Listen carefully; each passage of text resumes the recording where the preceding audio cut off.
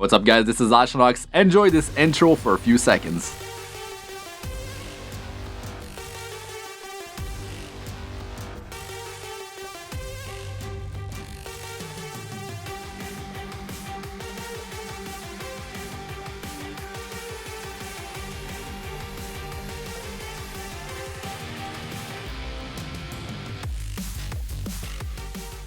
Alright, so we got two new skills in Idle Moon Rabbit. We got Hellfire and Dragon's Breath. So first of all, I need to summon these two skills.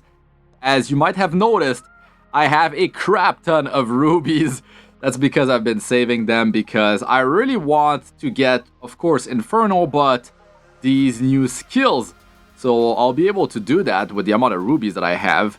Now I'll be talking about these two brand new skills and what do I think about them. Like, should you be summoning for them? Are they worth it, right? So yeah, Hellfire, right, like an attack that hits, well, pretty decent area, hits multiple targets. If there's multiple targets to hit, that's gonna be good. If you can get into a break phase, that will allow the cooldown to be reduced. So, you know, guild war content, guild battle content, the second boss, that could definitely be pretty sweet, right? Getting the short cooldown on that to just be back again and just like continue like hitting all the monsters that the boss is spawning, right? And you can get back into the break phase pretty fast for that boss, so that's pretty good. So I can definitely see that skill being useful there. Now, Dragon's Breath, there's a lot of stuff going on, so I like to see that. To me, like, all these things going on at the same time, it feels a bit overpowered, right? But is the damage there? Is that enough, right? Is this skill really for the damage, or is for like all the utilities it provides and some damage as well? I feel like for an auto attack build, there is some pretty big potential there for Dragon's Breath. I feel like that's a new addition to auto attack builds, which is pretty much like endgame type of builds, which may be more viable now for free-to-play players that are day one players, right? So I started, what was it, like 3 weeks late. I'm free to play, and I could eventually, well, definitely I could transition into an auto attack build, right? But now, as a free-to-play player, I'm focusing on Phoenix Force. Phoenix Force, I mean, hitting 10 times per second, so much damage that you're able to do with Phoenix Force. If you have the skill rune, Legendary Power, that hits 2 additional targets, that is a skill you're going to be able to use pretty much everywhere. And that's what I do. That's what I do, and it's been working out great for me. So I'm sticking to Phoenix Force still, and Fifth Awakening is what I'm aiming for.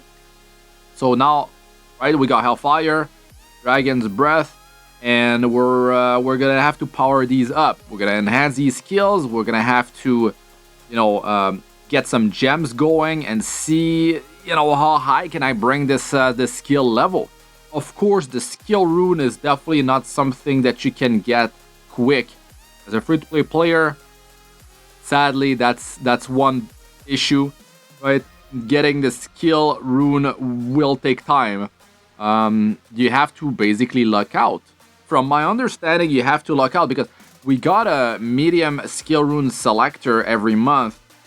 But from what I remember, those new skills are not in there. Those are for the original skills in the game. It might have been changed. You let us know in the comment section if it was actually changed. So right here, it's yeah.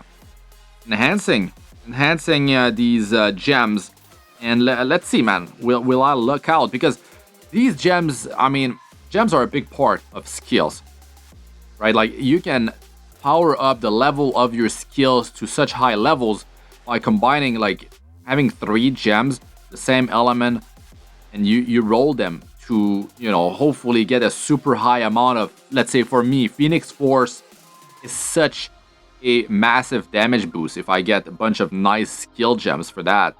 So I focus on that.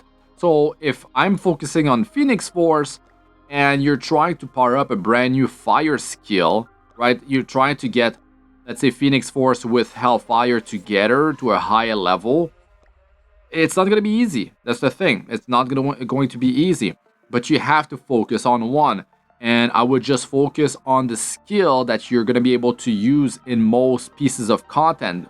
As many pieces of content as possible. Where that skill you're just going to bring pretty much all over the place, that's where it's at. So Phoenix Force is an amazing skill because of that. Because you can just use it pretty much everywhere. And that's why I'm just powering it up as much as possible. I'm stacking skill gems to boost the level as much as possible. The skill rune can increase the level of the skill higher as well, up to +7 levels. So there's that. But then when you unlock a legendary power, it is pretty game breaking for certain skills. I mean, pretty much multiple skills, right? So I really like this feature here that every month you're able to choose any skill, right? And you can just craft, legendary gems for that skill. 3 times per skill, 6 times total. It's pretty expensive in terms of materials, but when you save your materials, you're smart about it. You're gonna be able to just keep on, crafting whatever you need the most. So Phoenix Force is pretty high on my list, but since I'm making content for you guys, I'm trying to test out the new skills that come out. So, Hellfire and Dragon's Breath is going to be skill gems that I'm going to work on, right? So, I'm enhancing probably too much some of them, right? Some of the stats are pretty bad combinations and stuff like that. So I shouldn't be bringing to level 8 some of them. So you gotta keep that in mind because resources, some of them are not that easy to get. This one, the gem enhancer, is not hard because you can just purchase more for rubies, so it's not so bad, right? But still, you gotta manage all your resources. So if you're spending a bunch of rubies on that, then that's rubies you're not spending for summoning for skills, weapons, so you gotta be careful about that. You gotta be mindful about spending your currencies in the game. So I think I didn't comment on that, but one of the gem that I got for Dragon Breath was insane because, well, the Dragon Breath didn't roll high, but I got Blizzard high on it, and I got Ice God Spear as well. Plus I got like damage increase passive, the final attack damage increase passive. So all that together, that's good because I'm using Ice God Spear in boss content because I have the skill legendary power that boosts the damage that the target will take, right? So that's very powerful for me. And Blizzard, I'm using it for farming gold experience, just grinding stages to get like a bunch of like weapons. So I can just merge them together and I can get a higher to like the strongest weapon in the game, right? Stellar, right? I'm working on Stellar 4 now. This is not a progression type of video, even though I can give you guys tips, and of course that's what I've been doing here in this video, but I like to do that. I like to give you guys some tips, some tricks, so you're not making some of the mistake I might have done. Some of the mistake that I've done lately is basically, well, a mistake. I haven't been running the game 24/7, right? Like for a while, because I got multiple games that I play. I can't have Idle Moon Rabbit going on 24/7 anymore. It was good to see my progression, to document it for you guys, so you guys can see what type of progression you can get as you start the game for a few weeks, for a month. But now I would say that the uptime of the game has been maybe like, has it even been 12 hours? It could be like just when I'm sleeping, basically. Plus a few more hours, right? Like, yeah, I would say on average, I'm probably doing 12 hours, like half a day. So that's not too bad. You got the offline reward. You just gotta go back in there every 8 hours and grab that. Of course, if you're a free-to-play player, you're not gonna be able to get the best offline rewards. Even though like the offline rewards, even if you boost that, it's not as good as being online. So you gotta keep that in mind. The best is to just have you know, stay online, grind stage that is like 5 levels, like maybe 5 stage under your max, maybe 6, maybe sometimes 7. It's about reaching the highest amount of kills per minute per hour, right? So when you get to that level, well, you're just going to get more weapons, you know, materials to drop per hour, and then you're gonna be able to get that shiny stellar weapon faster. Stellar 1, 2, 3, 4. I'm working on the 4th one, and I'm fairly close. Might be a few days off until I reach number 4. I don't feel it's gonna be that, you know, gigantic of an upgrade, but it's something. It's definitely something. It's gonna be more powerful than getting my my friend's, you know, stellar weapon to a higher level. Even though I should have worked on like stellar 3 of my friend, I kind of skipped that, so that's another mistake. You need to do like stellar 1 for your main hero, the Moon Rabbit, and then what you do is you kind of want to unleash the stellar weapon power too. You need to work on that too. It's sort of like you work on your stellar 1, then you work on your friend's stellar 1, and then you unlock the legendary power of stellar 1 on your weapon, and then you start to work on like stellar 2, and then your friend's stellar 2, then the legendary power of stellar 2 of your weapon. Sort of like a cycle like this if you want to min-max, to be as efficient as possible, right? So back to Hellfire and Dragon's Breath. As you can see, you know, I was able to just get those in not that many rubies. What was it? Was it even 200,000 rubies? So yeah, that's pretty nice. Now I'm turning off the floating damage numbers because it's plugging up the screen. It's just too many things going on. We can't see the spell effect, so at least you guys will be able to enjoy. Or maybe I didn't do it just yet. I'll do it soon enough. So yeah. Now, I feel like Dragon's Breath has a lot more potential than Hellfire. It's just because, as you see the skill, right? There's so many things going on. Like, there's damage that hits such a massive area. Then it freezes for 2 seconds. And then for 15 seconds, you're getting a power that increases your movement speed. Movement speed increase, that's cool. Like, you're going to be able to grind a bit faster, reach your targets. The crit damage is not that big of a deal because with all crit damage that you get, latent abilities, you know, costumes, you stack those up, you don't really have, it's not going to be such a big part of your overall crit damage. So that's one thing. Like for pure damage increase, if you're not doing an auto attack build, I feel like Dragon's Breath probably not the greatest, right? Probably not the greatest.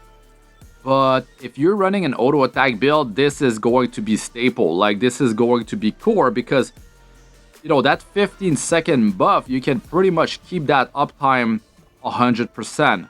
I mean, you can let us know in the comment section. Do you run Ice Nova to like freeze and reduce your cooldown, right, in an auto attack build? Or maybe do you run Lightning Field, Awaken 5, so you have your cooldowns at 50%? Because Lightning Field is pretty crazy at 5th Awakening. That's something that I might transfer the Phoenix Force 5th Awakening to it, or I'm working on a second one. I'm working on Awaken 5 for not Mjolnir. The Mjolnir is the power for that weapon. I keep Ragnarok. I'm working on that because when I'm grinding and I'm fighting big packs, Ragnarok hits so hard. I have some pretty crazy legendary gems that makes my Ragnarok be such a high level. It's very nice. So that's gonna be my 5th Awakening, and then I might just transfer that 5th Awakening for Ragnarok into Lightning Field. If you're trying to, like, you try hard, you min-maxer, you're trying to push the content as much as possible, if you're able to reduce the cooldown on Phoenix Force using Lightning Field, I mean, as a matter of fact, it's going to reduce the cooldown of all your skills when you're standing in it by 50%, which is insane for just a single skill, right? That thing is pushing back monsters, so it's kind of, it can be used as a survival tool, right? You can increase your survivability because of that, so that's pretty nice. Now, I really like these skill event, right? When you get new skills in the game, you can pick which skills that you want to draw for. And well, if you already have one, you can pick the other one you don't have, and maybe some of the other skills that you still have not unlocked. But as you can see, like, you know, I got skills unlocked, and it feels good. I got every skills in the game now. Now for me, it's about hitting Awakening 5 on certain skills that together will work very well together, right? To do multiple pieces of content. So as a free-to-play player, I feel like Phoenix Force with Lightning Field is just an insane combo. It's just completely crazy.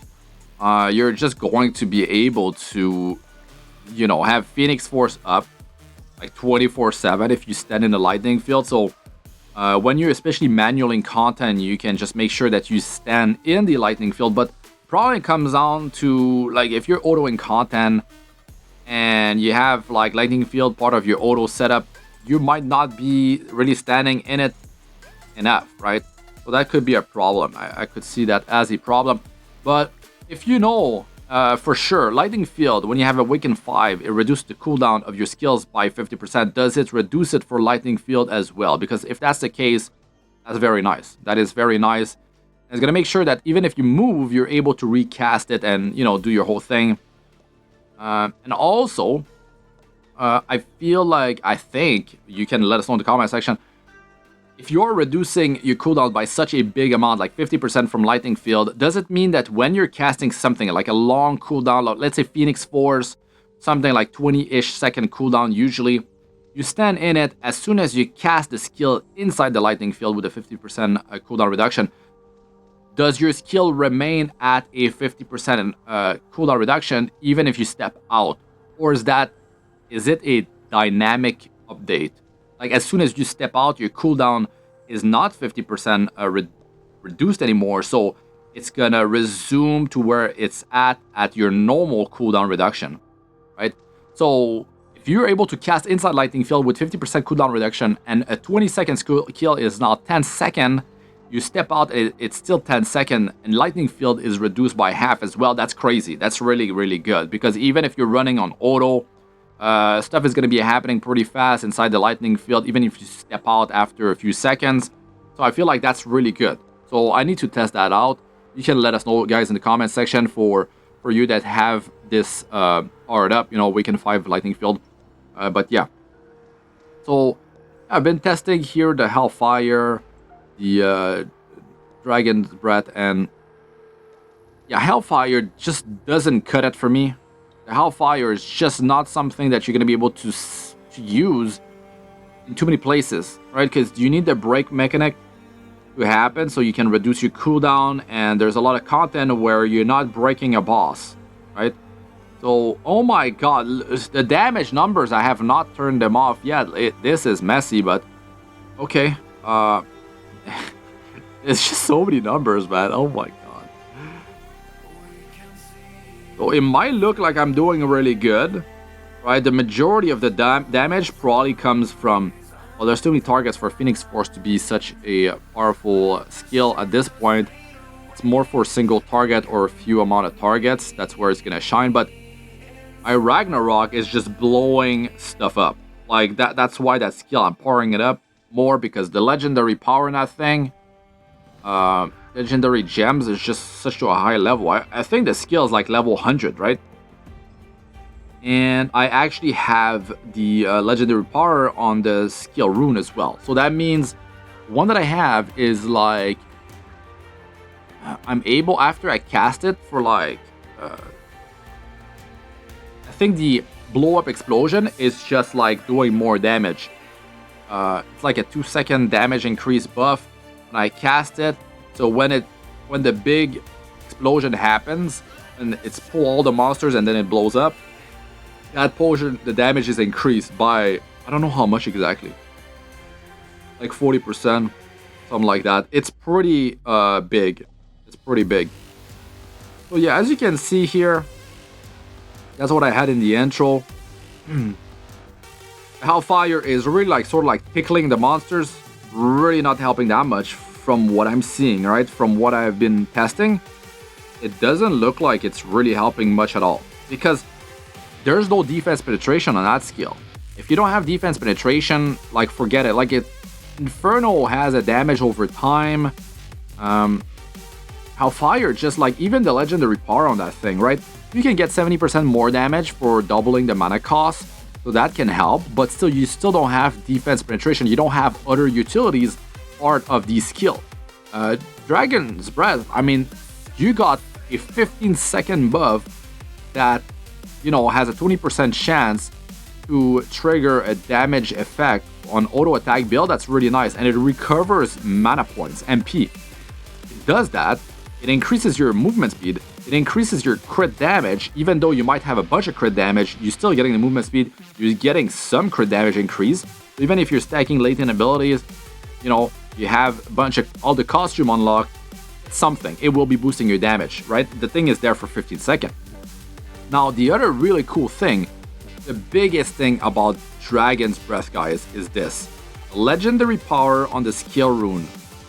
When you trigger Dragon Power, which is the 20% chance to trigger it when you auto attack, and when you're running an auto attack build and your attack speed is insane, that thing will be happening often. Well, you got a 30% chance on a Dragon Power trigger to increase the damage that the target takes by 40%. So that is really nice. Okay, Hellfire right here.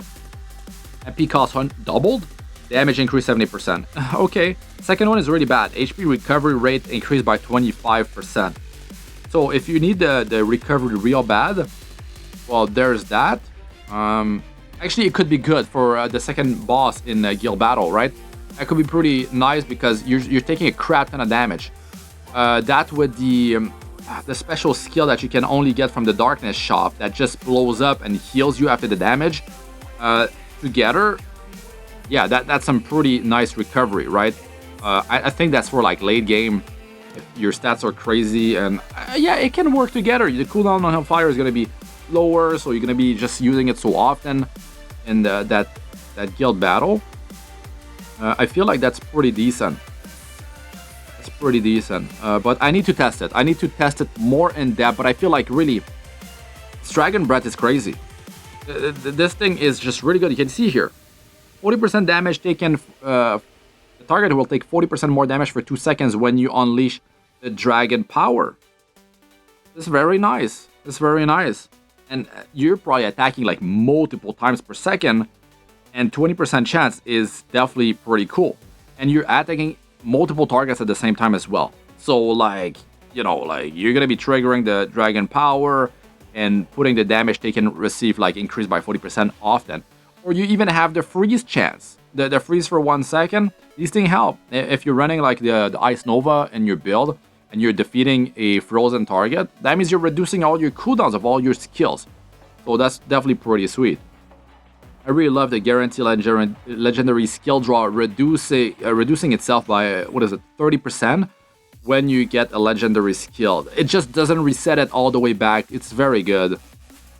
So auto attack build with Dark Covenant, Dragon's Breath, and Fire Enchantment. I'm probably missing something in there. Maybe a trigger, a percentage trigger rate that will, maybe a Fire Tornado or something, but it's only 3%, I believe. So yeah, man, like, you don't need to pull multiple times to get some of these new skills. Just one copy of any skill is fine. You can just use the legendary tomes in the skill shop and just get more copies, 7 per week that you can get as free to play. It's no problem, right? So you can just like get it awakened to higher levels using that. So Phoenix Force is something I've been delaying because I have not been really playing the game. I've been running it on auto and just, you know, autoing my battle. And man, thank God for that feature, guys. There's a one button, you complete every battle on auto. That thing is beast. That thing is crazy. Like, I don't know why more games don't actually implement a feature like this. This saves so much time. Now, this really feels like an idle game, even though you do have to keep it online. But, you know, you still have rewards when you're offline. It's better than just not, you know, if you come back every 8 hours, at least you're getting something, right? It's not like, you know, you come back every 24 hours, every day, every 2 days, then you're going to be missing out on all these free things, like all these free rewards. So man, completing all battles in one button is insane. That's beautiful. 5th Awakening for Phoenix Force. I'll test it later. I'll show you guys how it performs. Very happy about that. You guys let us know what you guys think about all this stuff in the comment section. But Dragon's Breath is pretty beast, guys. I'm happy about that skill. Hellfire, I need to test that thing more in depth. You guys let us know what you guys think about all this stuff in the comment section. But stay tuned for my next video. Phoenix Force 5, more testing and other content. Ça fait des soins à Astranox. Good luck with all ya do. Peace out for now.